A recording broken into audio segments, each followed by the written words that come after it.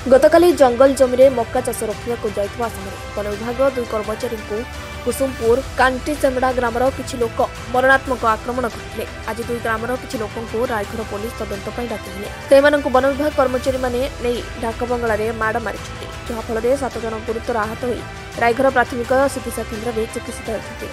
Kusumpur नाकटी Semra आखपाख grammar लोके रायघर में जमुछन्ति। परिस्थिति उत्तेजनापूर्ण रही। प्राप्त सूचना अनुसार नवरंगपुर जिला रायघर अधीन नाकटी सेमड़ा कुसुमपुर सन्धि संरक्षित जंगल में शुक्रवार किसी ग्रामवासी मक्का लगाते। ठीक यही समय कुंदई वन विभाग कर्मचारी सेठे पहुंची बारण कर उभय पक्ष बचसा हाथाहाथ होता। शेष में किसी लोक कुंदई फरेस्टर हरिब्रह्मा और गार्ड दीपक कुमार प्रधान को निर्दय माड़ मारी। आहत अवस्था फरेस्टर श्री ब्रह्मा और गार्ड श्री प्रधान स्थानीय मेडिकल में भर्ती होता बेले रायघर थाना लिखित जनाई।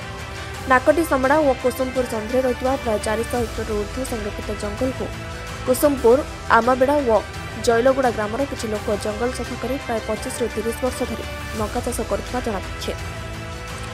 उक्त जंगल जमी चलित वर्ष वन विभाग पक्ष वृक्षरोपण करने को निष्पत्ति नहीं। नाकटी समड़ा बीट्रे नर्सरी कर चारा प्रस्तुत चली। नाकटी समड़ा संरक्षित जंगल प्राय 75,000 गछ लगी कार्यक्रम रही। ना रूपचंद गंड सी आमको डाकी नकटी सीमाड़ा लोक मन आम जंगल जमी चाष करूँ मक्का लगे से नकटी सीमाड़ा ग्रामवासी आसिकिना आमको विरोध करुला। तार आम संघ लोक मैंने झगड़ा झाटी मारापिटा होदेलु।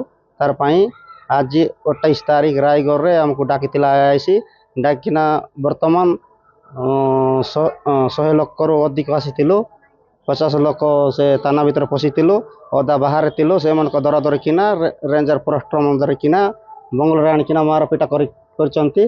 तार एबे वर्तमान आमर लोक मन 7 जन को मारपिटा कर दंती रायगढ़ हॉस्पिटल रे आनिचंती। लाल गंड को एवं गुटा गंड को देवीलाल गंड को हीरालाल गंड को बैशक गंड को से मन को मारपिटा होची। जन ना जानी नहीं से पिला लोक से मन को एबे रायगढ़ हॉस्पिटल रे से मन को चिकित्सा करा जाउ। को 2 जन को मुंड रे हेची, हाथ गोड़ माड होईची, जन को पचरे हाड़ भांगी जाईची। जमी आम 20 वर्ष हो चाष करूँ से जमी रू आम नकटी सीमार लोक मन आसीला आमको विरोध करूँ। तार माड होई तार से डाकला सीटी आम भी काली एफआईआर देइतिलु, किंतु आज आमको ऐसे डाकला लोक मन अदा लोक थाना भीतर थिलु बाहर थिलु। से दरादरी कर रेजर बंगल रे आणिकिना माड़ा माड़ी करकिना बेसी मुंड मुड़ी बाटी जाए मारुलु जे किंतु आम तो आम चाष करूँ सीटी माने झगड़ा झाटी करवा जाइलु। तार आम टिके झगड़ा झाटी मारा पिटेलु माराबार है जे हेले से तो बुझु ना सार डायरेक्ट आम चाष करूँ से गले तार झगड़ा झाटी हेलु मारा पिटा हेलु। जे आईआईसी हमको डाकी खाली से अलफानवा जगह से नकटी सीमड़ा से शंकर गंडमान से भी फरेस्टर मान जाइतिले से हल जगार से निजे आसले बुझाऊली लोक मन को मारा भिटा करबनी कहबार मारी नाइते मुई भी जानी नहीं। से बेले आज डाकी आईआईसी आज्ञा सीटी आसवा बेले आम सीटी जाइलु थाना रे।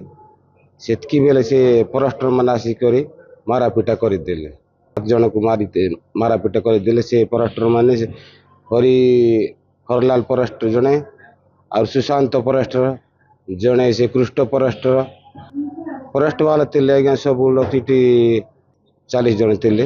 गार्ड फरेस्टर मन सब लोग हॉस्पिटल अच्छु आज्ञा भी से सब लोग मारी आज्ञा कम से कम 20-50 लोग मुंड को मारी देते।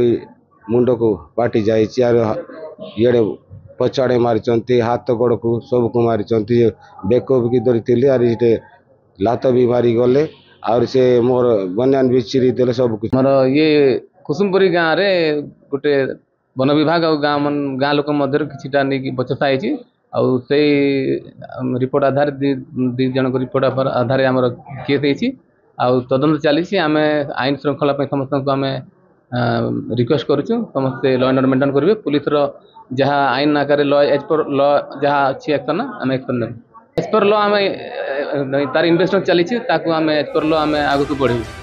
ଏହି ପରିପ୍ରେକ୍ଷୀରେ ଚଳିତ ବର୍ଷ ନାକଟି ସେମେଳା ଓ କୁସୁମପୁର ସନ୍ଧିରେ ଗଛ ଲଗାଇବାକୁ ବନ ବିଭାଗ ପକ୍ଷରୁ ଖାଲି ମଧ୍ୟ ଖୋଳା ହୋଇଥିଲା।